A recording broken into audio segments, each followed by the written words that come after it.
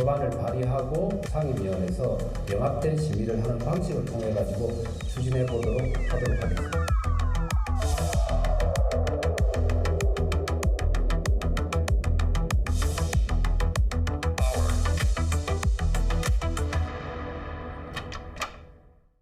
안녕하십니까, 조경건입니다.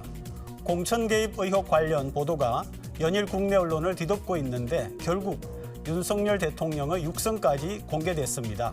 국내 정치 관련 소식들 피곤하시겠지만 저희도 3주 연속 정치인과의 대담 준비했습니다. 혼돈의 전국 상황과 함께 부산 현안도 얘기 나눠보겠습니다.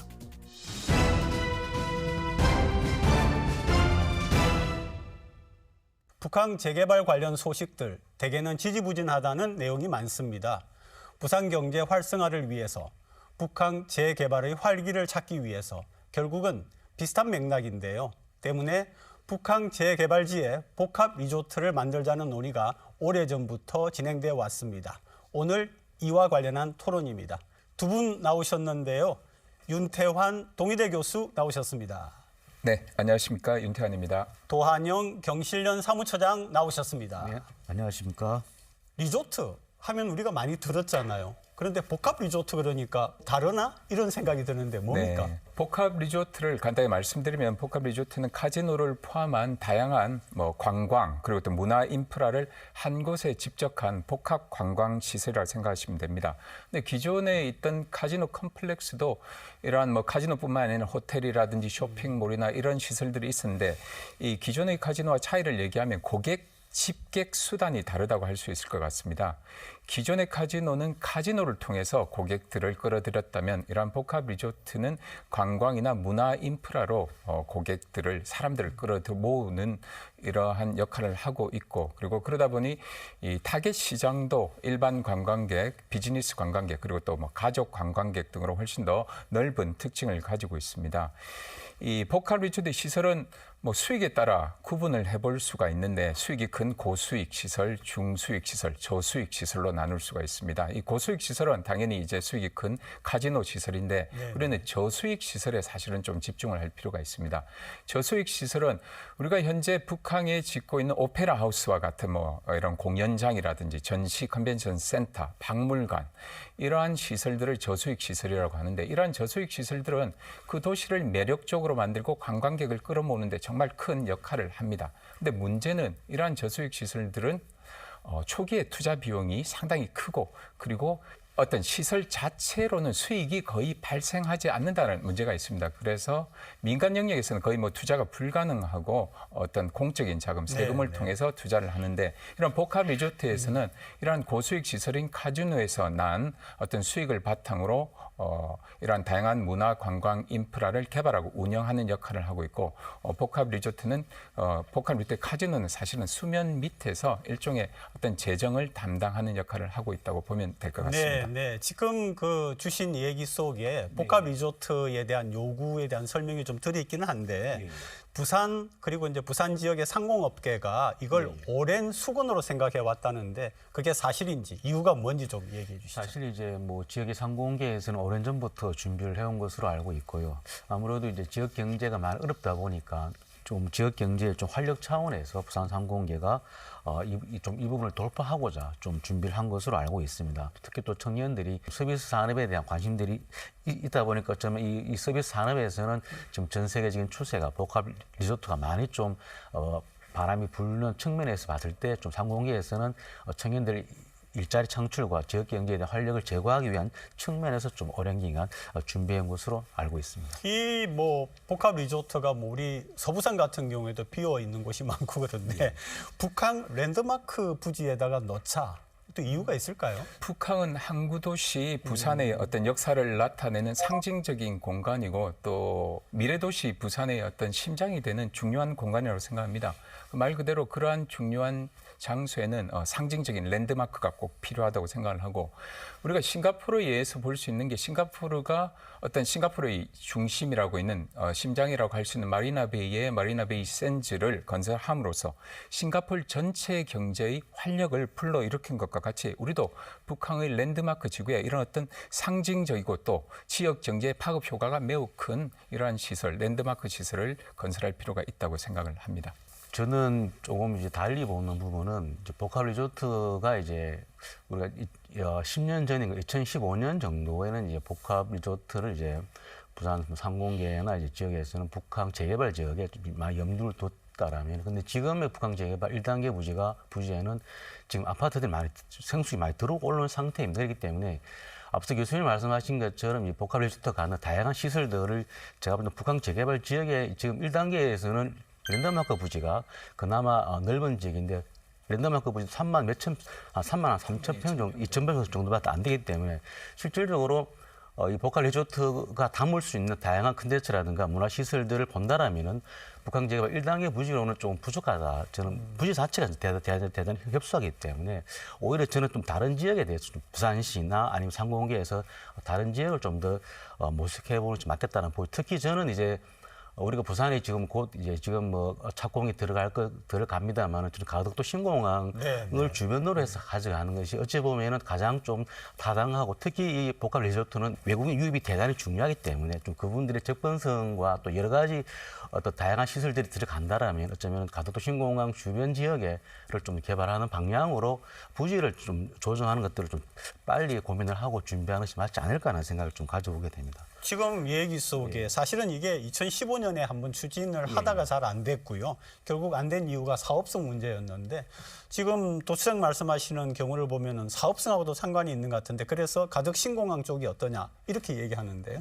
복합 리조트 부지에 대해서는 저도 뭐 일견은 동의하는 측면들이 있습니다. 그렇지만 우리 이제 북한이라는 지역이 가지고 있는 상징성을 생각했을 때, 그리고 앞서 말씀의 접근성을 얘기했을 때 북한은 어떻게 보면 여러 가지의 어떤 접근성 측면에서도 상당히 장점을 가지고 있는데, 앞서 사업성 문제라고 얘기하셨는데 사실은 이 기존에 있던 어떤 복합 리조트의 추진은 사업성의 문제라기보다는 어떤 국내 여건과 법적인 제약 때문에 좌초가 되었다고 보는 것이 맞을 것 같고요. 사업성의 문제는 아닌 것 같습니다. 그런데 앞서도 이제 말씀드린 것처럼 우리가 이러한 복합 리조트의 부지나 아니면 어떤 식의 컨텐츠를 넣는 것이 가장 핵심적인 역할이 어떤 중요한 부분이 될 것 같고, 그런 논의 자체가 사실은 진척이 되지 않고 있다는 게 가장 큰 문제가 아닐까라고 생각을 하고 있습니다. 네, 그리고 사실 국내외 사례도 한번 살펴볼 필요가 있는 것 같습니다. 영종도 얘기도 있고요. 또 오사카에 지금 그 오픈 예정이라고 하는 유메시마. 네, 맞습니다. 국내에는 뭐 영종도뿐만 아니라 이제 4개 정도의 복합 정도가 되고, 거기에는 3개의 호텔 2,500객실을 가지고 있고, 그리고 10만 스퀘어미터 이상의 전체 컨벤션 센터, 그리고 다양한 관광 문화 시설이 집적이 될 겁니다. 뭐 사실은 이러한 어떤 일본뿐만이 아니라 최근에는 이제 태국, 그리고 또 이슬람 국가인 아랍에미레이트, 이러한 국가들에서도 복합 리조트를 추진 중에 있습니다. 그런데 이런 나라들은 아시다시피 역사적으로 다 카지노 금지 국가였습니다. 그런데 이러한 국가에서 이렇게 복합 리조트를 추진한다는 것은 복합 리조트의 개발 자체가 어떤 놓칠 수 없는 기회로 인식하기 때문이라고 생각을 하고, 말씀하신 일본의 오사카의 유메시마에 있는 어떤 복합 리조트가 문을 열게 되면 국내 연구 결과에 따르면 관광객이 약 1년에 770만 명 정도, 그리고 또 우리나라의 관광 수입은 2조 7천억 정도 이상이 감소할 것이라는 어떤 연구 결과도 있듯이 우리나라 국내의 관광 산업의 피해는 아주 클 것으로 생각이 됩니다. 사실 인천 영종도에 지금 2군데가 이제 들어섰죠. 올 초에 인스파이어 이제 리조트가 있고 파라다이시티가 2017년도에 개장을 했는데, 제가 볼 때는 어쨌든 간에 이제 사실 뭐 교수님 말씀하셨지만 여러 나라들과 여러 지방자치단체들이 사실 이 복합 리조트에 관심이 많습니다. 그런데 이제 리조트를 찾는 사람들 역시 물론 많아질 수는 있겠습니다만 결국은 저는 얼마만큼이나 특화된 시설과 차별성을 갖느냐 문제다. 그렇게 했을 때 실질적으로 부산이 저는 그러한 역할들을 갖출 수 있는 준비라든가 저는 좀 그런 부산의 강점을 살릴 수 있는 방법들 적극적으로 모색을 할 수밖에 없지 않을까 하는 좀 말씀을 좀 드리고 싶고요. 실질적으로 인천 파라다이스 시티 같은 경우에는 뭐 세계적인 건축가와 건축물을 좀 더 잘 만들어서 뭐 호텔이든지 정말 최고급의 어떤 시설들을 갖춘 어떤 관광의 유입 효과를 누린 라고 나와 있고요. 그리고 인스바이트 같은 경우에는 다양한 볼거리와 함께 뭐 엔터테인먼트 거리 오로라라고 하는 부분들과 있고 미디어 아트를 통한 뭐 초대형 고래 유형을 만드는 그런 부분도 있다. 그리고 이제 실질적으로 상당히 큰 인스파이어 아레나라고 하는 좀 이렇게 공연장을 대규모 공연장을 설치해서 실질적으로 K-팝의 팬심들을 이제 유발해서 실질적으로 많은 외국인들의 관광객을 좀 유입하는 이런 효과를 누릴 수 있기 때문에 결국은 부산은 또 부산만의 특색과 강점을 살릴 수 있는 그런 내용들을 좀 더 많이 만들어내는 것이 대단히 좀 중요하겠다라는 말씀을 좀 드리고 싶습니다. 걱정이 된다 이런 얘기거든요. 네, 뭐 보컬 리조트 자체는 그 자체가 콘텐츠는 아니거든요. 일종의 투자 유치를 위한 개발 방식이고 하나의 프레임이라고 볼 수 있을 것 같습니다. 어떤 콘텐츠가 채워지는가가 핵심이 될 거고 말씀하셨듯이 뭐 K-팝 공연 시설이 될 수도 있고 국제 규모의 전시장일 수도 있고 뭐 부산 같은 경우는 해양 레저 테마파크가 생길 수도 있을 겁니다. 중요한 것은 우리가 우리만의 차별화된 개념 그리고 또 콘텐츠를 만드는 게 중요하고 그러다 보면 우리 부산의 문화와 정체성 그리고 또 어떤 K컬처를 반영한 부산형 복합 리조트 컨셉의 정립이 성공의 핵심이라고 생각을 합니다. 그런데도 불구하고 우리가 이제 많은 시민들이 가지고 있는 카지노에 대한 부정적인 인식 이런 것들 때문에 이러한 논의를 정말 중요하게 해야 될 시기에 이런 논의조차가 나가지 못한다는 게 가장 안타까운 현실이라고 생각을 합니다.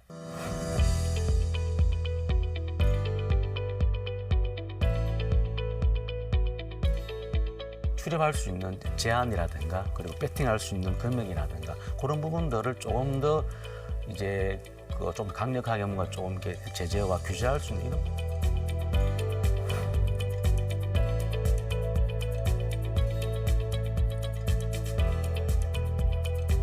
관광의 시장을 다변화할 수 있는 확장의 플랫폼 그리고 또 관광객의 체류 시간을 늘릴 수 있는 이러한 어떤 플랫폼이 돼야 된다고 생각합니다.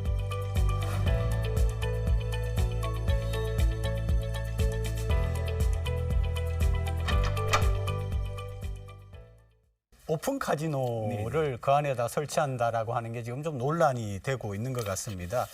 복합 리조트에 일단 오픈 카지노가 과연 필수인가? 먼저 도수장님부터 한번. 저는 실질적으로 지금 우리나라에 오픈 카지노가 있는 건 정선 강원랜드밖에 없고요. 앞서 이제 인천의 두 곳 역시 외국인 전용입니다. 그렇기 때문에 제가 볼 때는 복합 리조트의 오픈 카지노가 저는 꼭 필수적이라고 보기는 어렵지 않을까 하는 말씀을 좀 드리고 싶고요. 충분히 저는 일정 정도에 대한 좀 사업성 부분들이 저는 좀 가능할 수 있지 않겠는가라고 좀 보여지고요.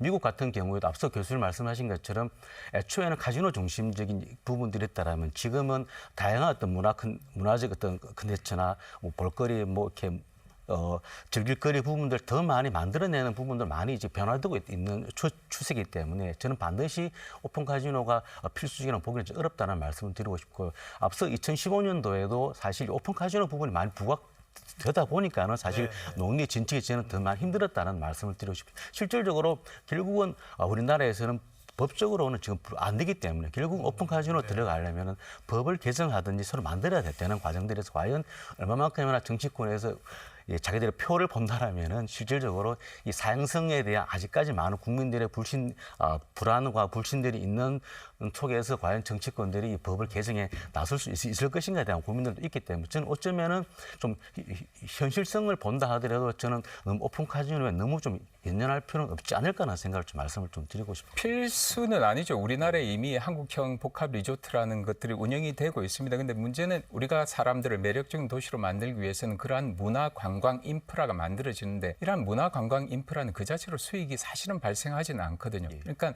쉽게 얘기하면 우리가 오픈 카지노를 가져오게 된다면 그러한 정말 세계적인 수준의 문화 인프라를 가진다라는 얘기가 되는 거고 그러니까 말 그대로 투자 규모의 제한으로 어떤 세계적인 랜드마크 IR을 만들 수가 없다라는 것이 가장 핵심인 것 같습니다. 예를 들면 지금 영종도에 있는 한국형 복합 리조트들은 투자 규모가 약 2조 원 정도입니다. 2조 원 내외로 되어져 있는데 일본 오사카 부산은 10조 원, 그리고 싱가포르 마리나 베이 샌즈 같은 경우는 지금 이제 확장 공사를 하고 있는데 그렇게 되면 10조 원이 훌쩍 넘습니다. 그러니까 말 그대로 경쟁력의 차이, 시설의 차이가 있을 수밖에 없다라는 것을 말씀드려야 될 것 같고, 하지만 또 부산의 입장에서는 이러한 복합 리조트를 시작을 해야 되기 때문에 말씀하신 대로 현행법으로 가능한 외국인 전용 카지노를 가지고 있는 한국형 복합 리조트로 시작을 하는 것도 하나의 방법이라고 생각을 하고 있습니다.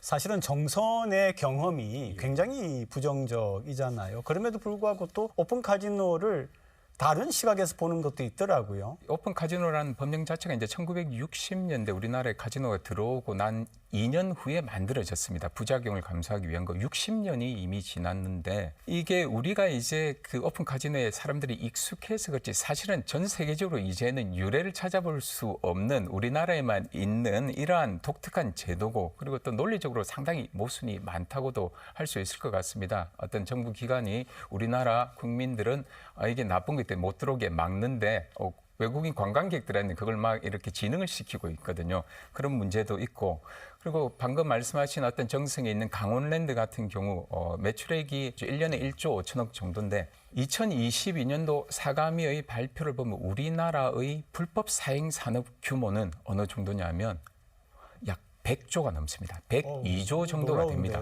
그러니까 이게 어떤 합법적인 사행 산업이라고 하고 있는 강원도의 1.5조, 그리고 불법적인 부분 102조, 그리고 우리나라의 원정 도박 규모는 이미 원정 카지노죠. 외국에서 카지노를 하는 것도 6조 원을 돌파하고 있습니다. 네. 그런 규모로 볼 때 우리가 이런 어떤 강원랜드라는 하나의 합법적인 사행 산업만을 가지고 그것만을 규제를 하고 있고 그걸 옥죄다 보니까 오히려 상당히 큰 부작용으로 풍선 효과가 또 발생을 하고 있지 않나라는 생각도 하고 있습니다. 사실 이제 이 카지노 복합 리조트 사업은 정부 사업이죠. 국세에 대한 사실 비중이 상당히 높습니다. 그렇기 때문에 어쩌면 이 생산 유발 효과라든가 어떤 그 수익에 대한 부분들은 공감이 되면서도 일정 정도 그 지역에 대한 재원들이 좀 더 많이 이제 투입 정성 같은 경우에도 그런 부분들 세제에 대한 개편에 대한 얘기를 좀 많이 하고 있는 것으로 보여지고요. 그리고 실질적으로 아직까지 우리 국민들의 정서가 저는 이제 도박과 사행성에 대한 사실 좀 우려가 여전히 좀 있다라는 생각이 좀 되어집니다. 그렇기 때문에 실질적으로 이 복합 리조트에서 오픈 카지노의 도입 부분은 저는 많은 어떤 논의나 저는 토론, 그리고 인식 조사라든가 여론 이런 부분들을 좀 공감대라든가 이런 부분들에 대한 끊임없는 노력과 그리고 부작용들에 대한 부분들을 그리고 우려 지점들을 충분히 같이 한번 올려놓고 토론하고 토의하고 다양한 국민들의 목소리를 듣는 이런 과정들을 좀 더 많이 발란다라면 충분히 논의들을 좀 가져갈 수 있지 않을까라고 보여집니다. 결국은 관리 문제인 것 같습니다. 예를 들면 정선 같은 경우에는 왜 관리를 어떻게 했길래 이렇게 부정적인 이미지가 쌓인 거예요? 앞으로 어떻게 그러면 이게 오픈 카지노가 생긴다면 관리를 해야 됩니까? 앞서 이제 정부 사업이라는 말씀을 하셨는데 사실은 여기에도 좀 문제가 있는 것 같습니다. 지금 세계적인 추세는 일종의 이제 카지노 라이센스가 앞서 말씀하신 것처럼 카지노에서 나오는 어떤 경제적인 효과에 집중하는 것이 아니라 카지노 라이센스를 무기로 관광시설을 투자를 받고 있습니다. 일본도 마찬가지고 이번에 싱가포르 같은 경우에 2022년도에 카지노 라이센스를 10년 연장하면서 9조 원의 추가 시설의 투자를 요구를 했습니다. 이 9조 원에는 카지노 시설이 포함이 되진 않습니다. 마카오 같은 경우도 2022년에 카지노 라이센스가 연장이 그러니까 만료가 됐죠. 연장이 되면서 마카오 정부는 10년 동안 카지노 라이센스를 연장하는 6개의 카지노 복합 리조트 운영사에 18조 원의 카지노를 제외한 관광시설을 투자를 하게 만들었습니다. 이 말은 이러한 카지노 라이센스를 우리가 가지고 이것을 사실은 효과적으로 활용을 하면 도시장님이 말씀하신 것처럼 어떤 관광시설, 도시를 훨씬 더 매력적으로 만들 수 있는데 우리는 그러한 것들이 사실은 막혀 있거든요. 우리나라의 어떤 카지노 관련된 법이라든지 그리고 제도 이런 것들이 상당히 미비한 점들이 많습니다. 이런 데 대한 어떤 정비 같은 것들도 반드시 필요하다고 생각을 하고 여기에 한마디 더 붙이면 지금 현재 이제 많은 나라에서 복합 리조트를 추진하고 있는데 이 나라의 어떤 목적은 두 가지인 것 같습니다. 하나는 투자를 유치하고 두 번째는 그 과정에서 카지노 라이센스를 무기로 자국민에 대한 안전장치들을 상당히 많이 개발하고 있고 그리고 또 시도를 하고 있습니다. 그리고 많은 부분에서 또 성과를 보이고 있다는 말씀을 드리고 싶습니다. 정선 같은 경우에는 일단은 뭐 입장료가 하루에 9,000원 걸로 맞습니까? 상당히 낮죠. 그러다 보니까 사실상 정선에 대해서는 좀 카지노를 좀 연구하신 분들께서 좀 안 좋은 사례로 보고 있는 거죠. 하지만 싱가포르 같은 경우에는 하나로 15만 원 정도에 대한 이런 그리고 실질 좀 더 출입할 수 있는 제한이라든가 그리고 배팅할 수 있는 금액이라든가 그런 부분들을 조금 더 강력하게 뭔가 조금 이렇게 제재와 규제할 수 있는 이런 부분들에 대한 대책들은 좀 반드시 더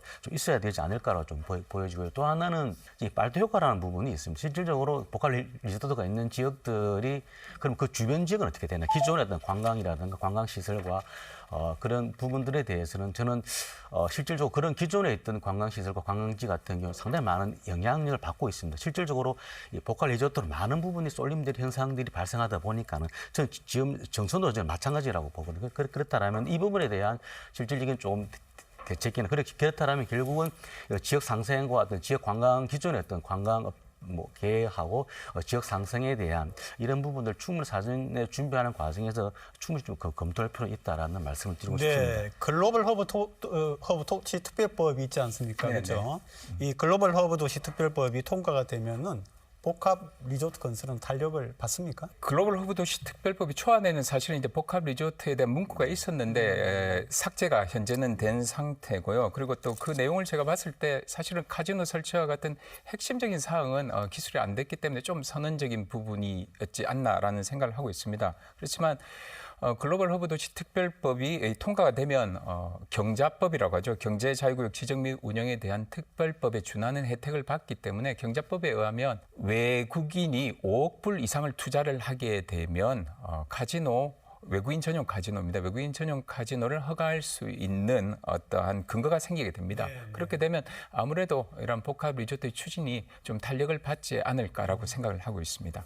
예, 사실 이제 특별법이 21대 이제 국회에 발의됐던 부분은 뭐 교수님 말씀하신 거는 복합 리조트에 대한 설치 유치 지원에 대해서 분명히 담겨져 있었지만 22대에서 발의된 부분은 없고 제외돼 있고 그리고 조문 역시 이제 할 수 있다라고 좀 재량권이 많이 부여되어 있습니다. 그러다 보니까는 실질적으로 글로벌 허브 특별법이 제정된다 하더라도 리조트에 대한 이렇게 유치하고 설치할 수 있는 좀 직접적인 어떤 효과와 성과를 보기에는 좀 한계가 있지 않는가라고 보이죠. 하지만은 부산 지역에 대한 규제 프리존과 같은 이러한 성과와 의미를 특별법에는 담고 있기 때문에 외국인 투자라든가 기업 유치 이런 부분들을 좀 더 수월한 강점이 있겠다라는 말씀을 드리고 싶습니다. 성공적인 복합 리조트 설립을 위해서 필수 조건이 있을 듯합니다. 그 부분 짚어보면서 오늘 좀 마무리하죠. 정부에서 기회발전 특구를 하고 있는데 어쩜 이게 법적으로 가능한지는 모르겠습니다만 복합 리조트를 기회발전 특구와 연계하는 부분에 대한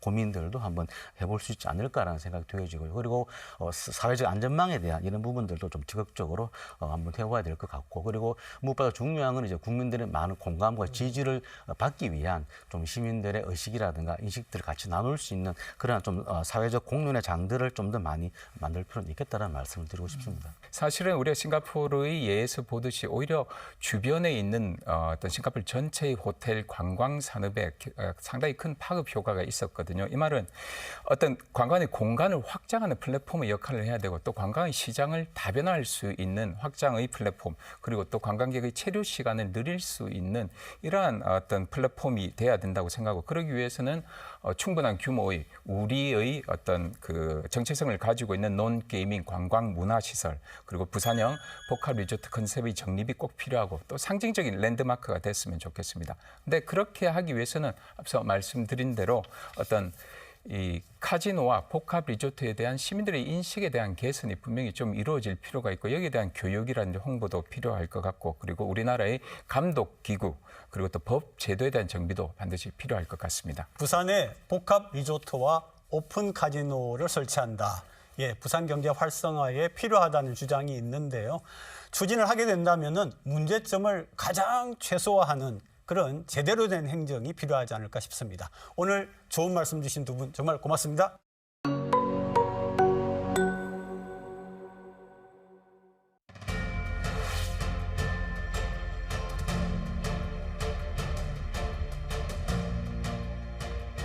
저 박성훈의 승리를 넘어서 우리 북구의 지역 유권자분들의 승리라고 말씀드리고 싶고요. 한 분 한 분의 목소리를 가슴속에 새기고 그거를 실천하기 위해서 노력하는 그런 박성훈이 되도록 하겠습니다.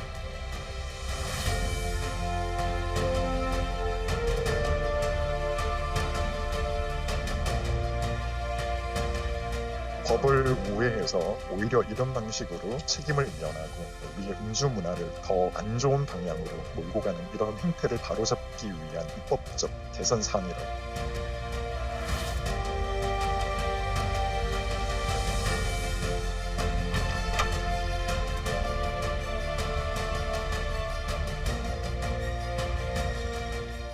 뉴스톡톡 오늘은 박성훈 국회의원 자리 함께 하십니다. 어서 오십시오, 박 의원님. 네, 반갑습니다. 네. 네. 서울 상황이 이쪽으로 오시기 어려운 그런 상황으로 생각되는데 여러 가지 힘드실 것 같은데 지금 어떻습니까? 네, 뭐 지역 활동도 열심히 챙겨야 되고요. 아마 중앙 정치 상황이 오히려 어지럽기 때문에 더 지역민들의 목소리를 귀담아 듣기 위해서 지역 활동에 매진하고 있습니다. 사실은 이게 준비한 질문은 아닙니다만은 네네. 그래도 지금 워낙 상황이 이렇게 돌아가고 있기 때문에 명태균 씨 그 녹화 파일 네. 결국 그 윤 대통령 목소리가 직접 그 나오지 않았습니까? 저도 네. 예. 그래서 이게 결국 그 전국 상황이 굉장히 혼돈으로 빠질 것 같은데 여의도에서는 어떤 식으로 보고 있습니까? 개인적으로 저는 이제 이 상황을 정확히 모르기 때문에 명확하게 말씀을 드릴 수는 없습니다만은 결국 국민들이 우려하시는 부분, 국민께서 걱정하시는 부분들에 대해서는 국민 눈높이에 맞는 그런 대응이 이루어지리라고 생각을 하고요. 뭐 당이나 용산이나 아마 같은 목소리를 내지 않을까 싶습니다. 그런데 이제 뭐 한 가지만 더 여쭤보면은 국민의힘이 당무감사를 한다고 했는데 그건 철저하게 하겠죠? 그럼요. 네. 당이라고 하는 것은 결국 국민과의 약속을 지켜야 하는 그런 집단이고 존재이기도 합니다. 국민 여러분들께서 바라시는 그 눈높이에 맞는 대응이 이루어지리라고 저는 생각을 합니다. 박 의원님이 가장 그 잘 아시는 전문 분야가 저희는 경제 분야로 알고 네. 있습니다. 뭐 경제 분야에 관련해서 굉장한 이력을 갖고 계시잖아요. 기획재정부에 계셨고 세계은행에도 계셨고 경제수석 대통령실에서 하셨고 부산시 경제부시장 역임하셨는데 국민들 걱정이 이제 이 사태에도 있지만 네. 경제 걱정, 특히 네. 부산 경제 걱정이 심하지 않습니까? 네.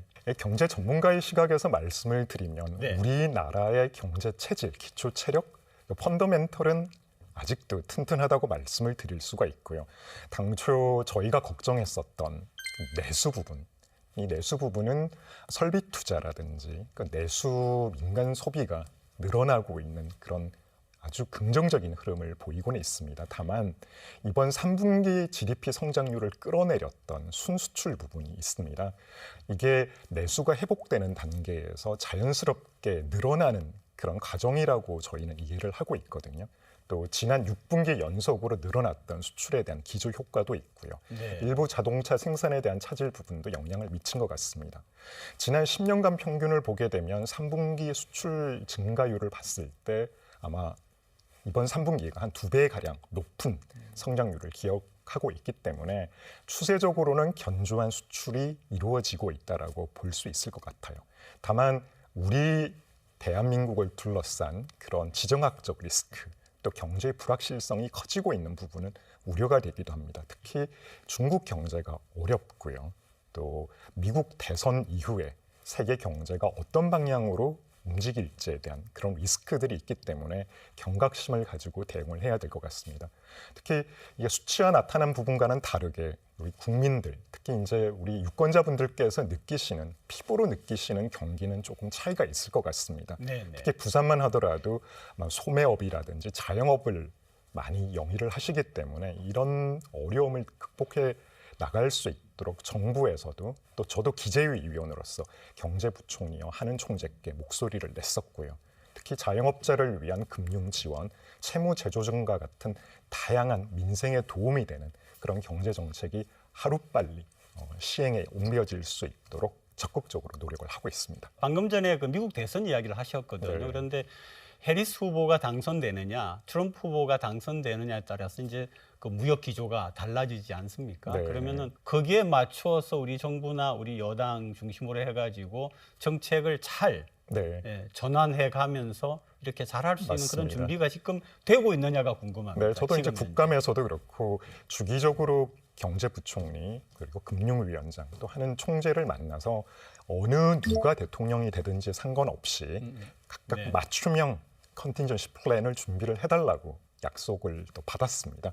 아마 정부에서도 차근차근 준비를 하고 있고요. 우리 경제에 미치는 충격이 최소화될 수 있도록 잘 준비를 해 나가리라고 생각을 한 합니다. 가지만 더 저 궁금합니다. 얼마 전 뉴스를 보니까 트럼프 대통령이 된다면 아마 우리한테 여러 가지 요구를 하기 때문에 아마 46조 정도가 우리한테 피해로 올 수 있다 이렇게 이야기를 하는데 그렇게 강압적으로 막 해 나가는 것도 잘 막아낼 수 있을 것 같습니까? 네, 결국 이제 관세라든지 우리나라에 미치는 부정적인 영향을 최소화시키는 게 가장 중요할 거고요.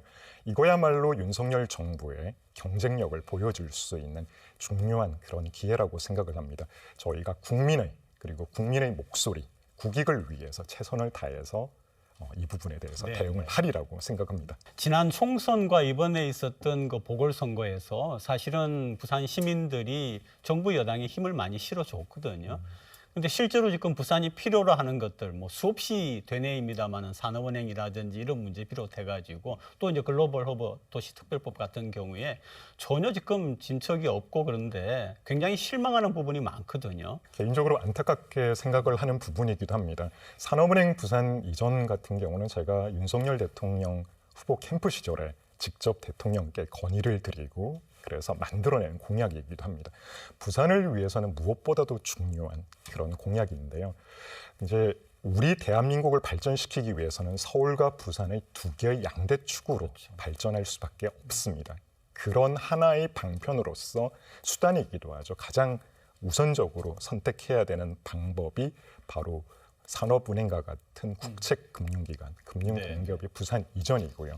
청년들이 수도권으로 떠나가는 이런 현상을 막기 위해서라도 부산의 양질의 일자리 또 금융 중심지로서의 부산의 위상을 공고히 하기 위해서라도 산업은행 부산 이전은 반드시 필요합니다. 행정적으로는 지난 5월에 이미 지방 이전 공공기관으로서 산업은행이 지정이 됐고요. 네. 행정적인 절차는 마무리가 됐습니다. 이제 남은 것은 국회에서 산업은행에 관련된 법이 통과가 되는 거고요.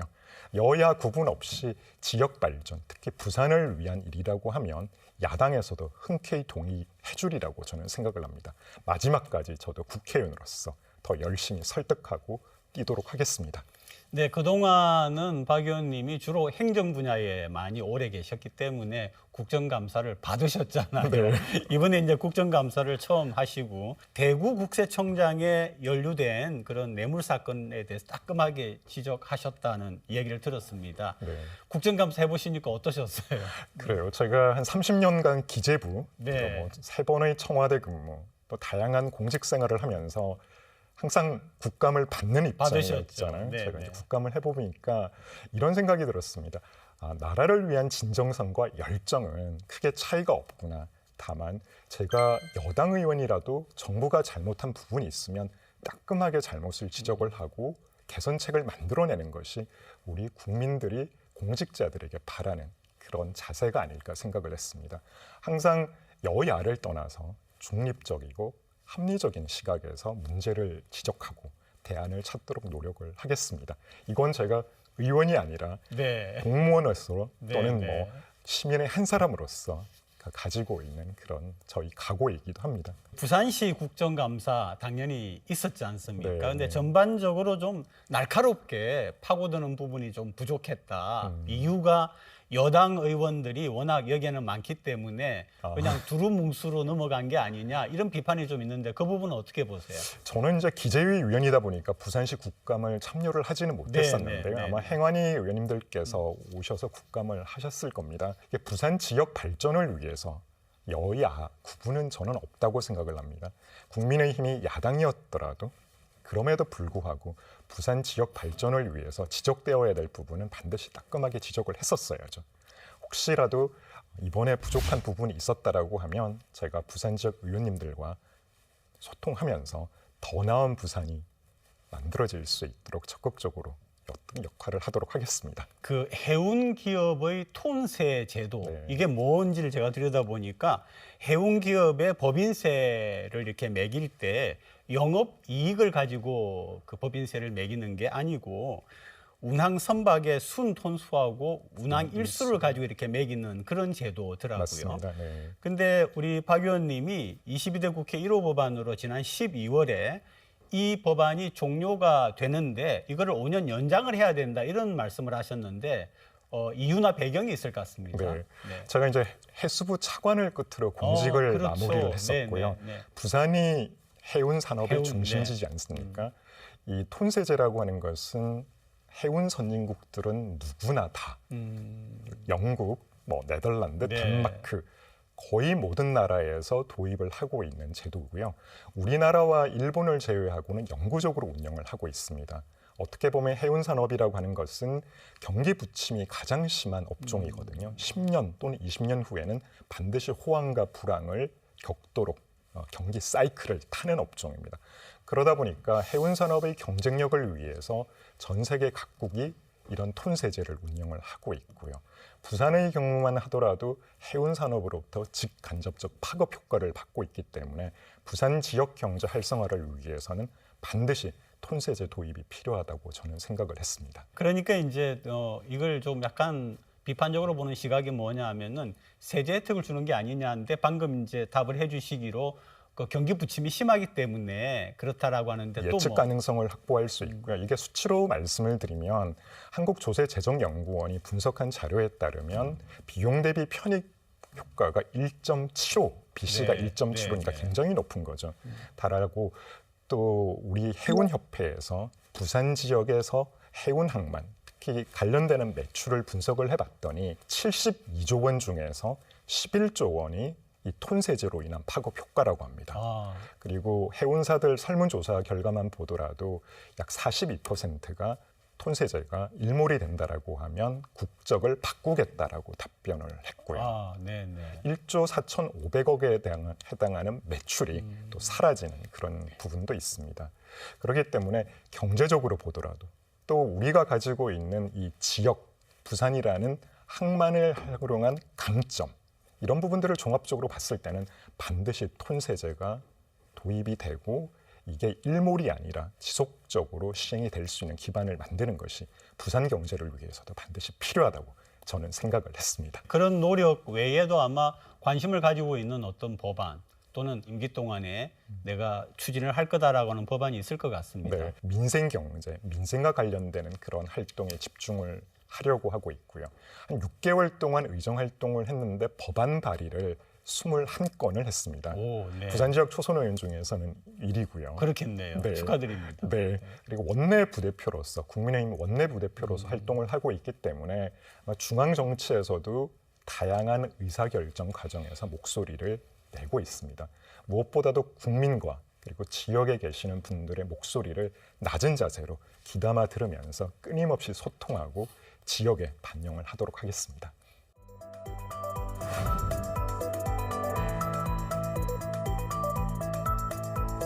북구를 교육의 메카로 만들기 위해서 자유형 공립고 2.0 내년에 꼭 지정될 수 있도록 만반의 준비를 다 갖춰가고 있습니다.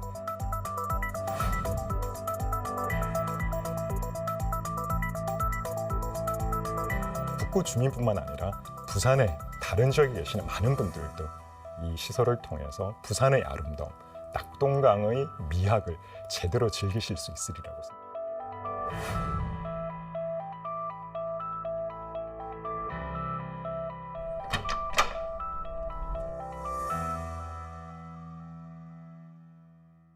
북구의 이제 발전을 말씀하셨는데 북구가 지금 선거구로는 갑을로 나누어져 네. 있지 않습니까? 근데 지금 보면은 여야 갈등이 뭐 전례 없이 가장 그 험한 그런 단계까지 가 있는데 지금 북구의 다른 국회의원이 바로 민주당의 전재수 의원이란 말이죠. 두 분 간에는 북구 발전을 위한 어떤 소통이나 협력 이런 것들이 좀 있습니까? 뭐 지역 발전에는 여야가 있을 수 있겠습니까? 뭐 자주는 아니지만 종종 만나서 소통을 하고 있고요. 특히나 북구가 상대적으로 이 동부산에 비해서 발전이 좀 더디고 또 발전에 있어서 뒤처진 부분이 있기 때문에 제가 좀 더 앞장서서 북구 발전을 이끄는데 노력을 하려고 합니다. 근데 북구 발전을 이제 이끄는데 지금 현재 그러면은 주요 현안들로서 박 의원님이 네.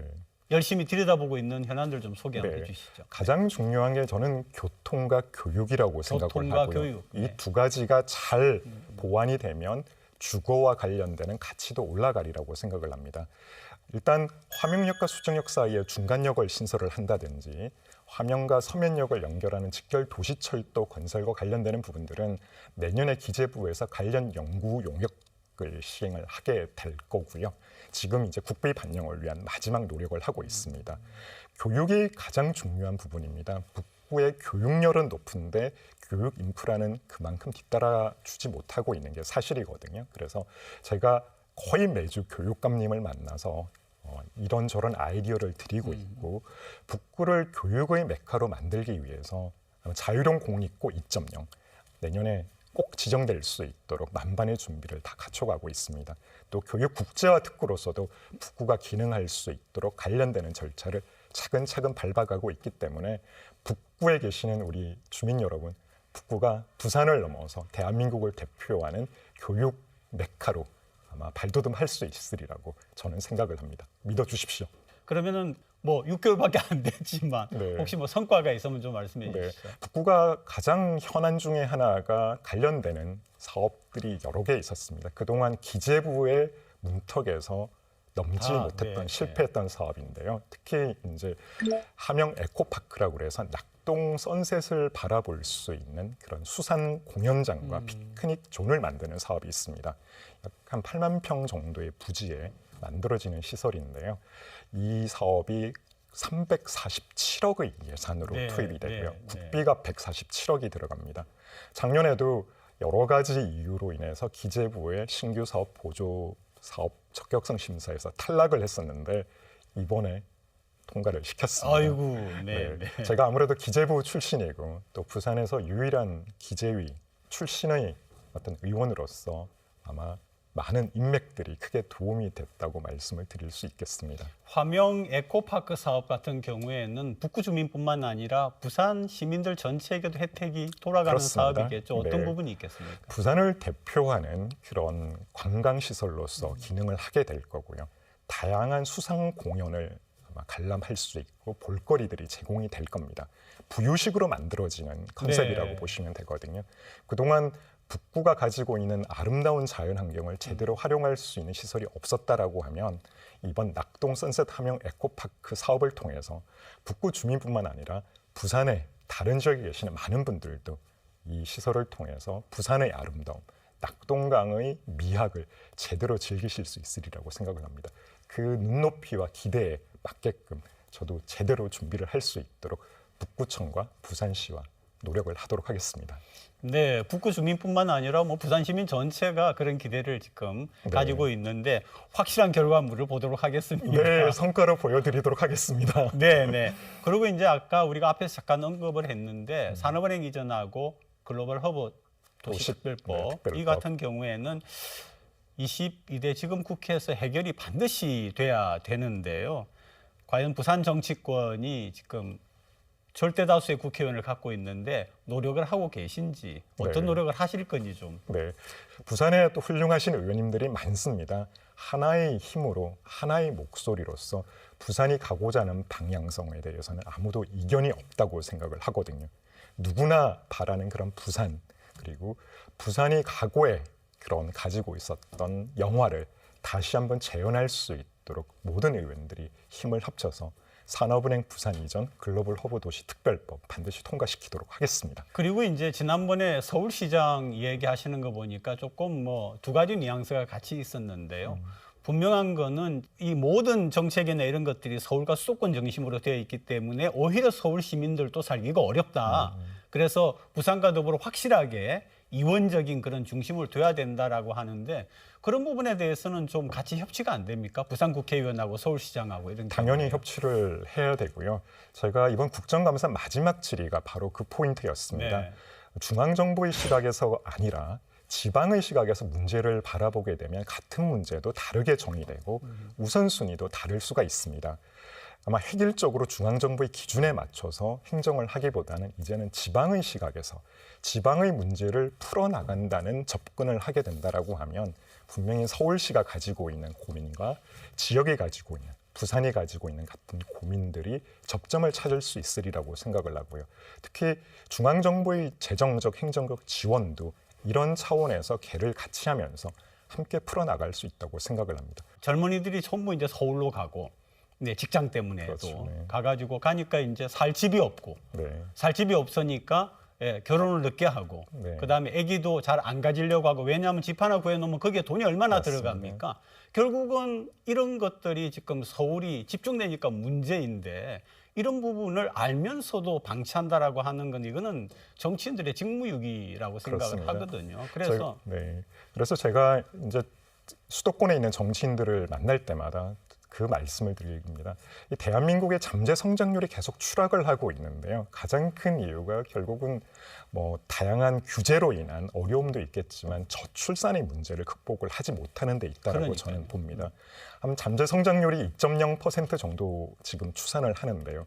이거 이상 올라가기 위해서는 저희가 지방 소멸, 지방의 불균형을 막지 못한다라고 하면 대한민국의 미래는 없다고 생각을 합니다. 그래서 여야를 떠나서 중앙과 지방의 국회의원들이 함께 머리를 맞대고 그러니까요. 이 문제를 해결하지 않으면 대한민국의 미래는 저는 굉장히 부정적으로 봅니다. 결국 지방 소멸을 극복하는 길이 대한민국의 잠재 성장률을 끌어올리는 길이고 대한민국의 미래를 밝히는 첩경이라고 저는 확신하거든요. 저희가 같이 힘을 모아서 해결을 해야죠. 북구에 스타트업 유치 지원해달라 이렇게 하셨다는데 무슨 내용입니까? 어떻게 보면 생산과 관련되는 특히 청년의 창업과 관련되는 시설이 전무하다시피 합니다. 그러기 위해서는 중앙정부의 지원이 무엇보다도 필요하고요. 제가 가용할 수 있는 자원들은 다 동원을 하려고 생각을 하고 있습니다. 한 예로 산업은행 제가 이제 강석군 회장께도 우리 북구를 위한 시설을 좀 만들어 달라고 부탁을 드렸고요. 가시적인 성과가 나오게 되면 중앙정부 그리고 지자체 또 관련되는 그런 기관들로부터 지원을 받아서 부산을 대표할 수 있는 그런 스타트업이 이 북구에서 인큐베이팅이 되고 세계적인 그런 IT 글로벌 기업으로 커나갈 수 있도록 관련되는 행정적, 재정적 지원을 최대한 집중시키도록 하겠습니다. 자, 우리 시청자분들에게 끝으로 어떤 말씀을 좀 하시고 싶습니까? 네. 여당 국회의원으로서 최근에 안 좋은 모습들을 보여드리게 돼서 정말 송구스럽게 생각을 합니다. 국민을 떠나서는 정치는 존재할 수 없다고 생각을 합니다. 국민 여러분들이 편하고 잘 사게 만드는 것, 그거야말로 정치인의 책무라고 생각을 합니다. 제가 낮은 자세로 하나하나 그 책무와 소명을 지켜나가도록 하겠습니다. 정치인 박성훈부터 바르게 하겠습니다. 우리 부산 시민 여러분 힘내시고 저희가 열심히 뛰겠습니다. 네, 박 의원님 오늘 고맙습니다. 감사합니다. 네.